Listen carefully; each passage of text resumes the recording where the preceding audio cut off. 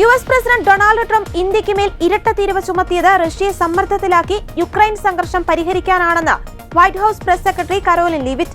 റഷ്യയിൽ നിന്ന് കുറഞ്ഞ വിലയ്ക്ക് എണ്ണ വാങ്ങുന്നുവെന്ന കാരണം പറഞ്ഞായിരുന്നു ട്രംപ് ഇന്ത്യക്ക് മേൽ നിലവിലുണ്ടായിരുന്ന 25% തീരുവയ്ക്ക് പുറമെ അധികമായി 25% കൂടി ചുമത്തിയത്.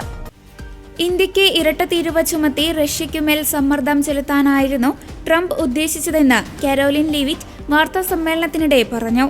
യുക്രൈൻ റഷ്യ യുദ്ധം അവസാനിപ്പിക്കാൻ ട്രംപ് വലിയ തോതിൽ സമ്മർദ്ദം ചെലുത്തുന്നുണ്ട്. ഇന്ത്യക്കുമേൽ നികുതി ചുമത്തിയതുപോലുള്ള നടപടികൾ എടുത്തിട്ടുണ്ട്. ഈ യുദ്ധം അവസാനിച്ചു കാണണമെന്ന് അദ്ദേഹം വ്യക്തമാക്കിയതാണെന്നും ലീവിറ്റ് പറഞ്ഞു. കഴിഞ്ഞ ദിവസം യുക്രൈൻ പ്രസിഡന്റ് വ്ളാഡിമിർ സെലൻസ്കിയുമായി ട്രംപ് വൈറ്റ് ഹൌസിൽ കൂടിക്കാഴ്ച നടത്തിയിരുന്നു.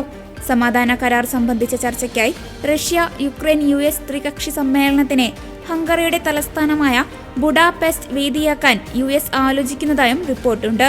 അതേസമയം ഇന്ത്യയ്ക്കും ചൈനയ്ക്കുമിടയിൽ നേരിട്ടുള്ള വിമാന സർവീസുകൾ എത്രയും വേഗം പുനരാരംഭിക്കാൻ ധാരണയായി. അതിർത്തി വ്യാപാരം, കൈലാസ, മാനസ സരോവർ തീർത്ഥാടന യാത്രകൾ എന്നിവ തുടരാനും ധാരണയായതായി വിദേശകാര്യ മന്ത്രാലയം അറിയിച്ചു. ചൈനീസ് വിദേശകാര്യമന്ത്രി വാങ് യിയുടെ ഇന്ത്യ സന്ദർശനത്തിനിടെയാണ് ഇരു രാജ്യങ്ങളും ഇക്കാര്യത്തിൽ ധാരണയിലെത്തിയത്.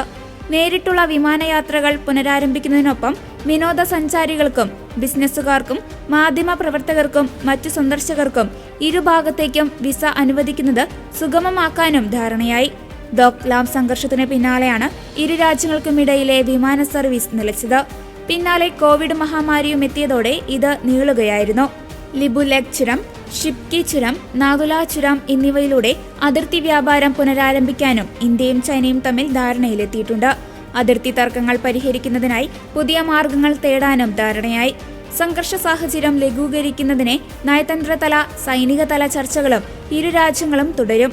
2 ദിവസത്തെ ഇന്ത്യ സന്ദർശനത്തിനെത്തിയ ചൈനീസ് വിദേശകാര്യമന്ത്രി വാങ് യി, പ്രധാനമന്ത്രി നരേന്ദ്രമോദി, വിദേശകാര്യമന്ത്രി S ജയശങ്കർ, ദേശീയ സുരക്ഷാ ഉപദേഷ്ടാവ് അജിത് ഡോവൽ എന്നിവരുമായി കൂടിക്കാഴ്ച നടത്തിയിരുന്നു.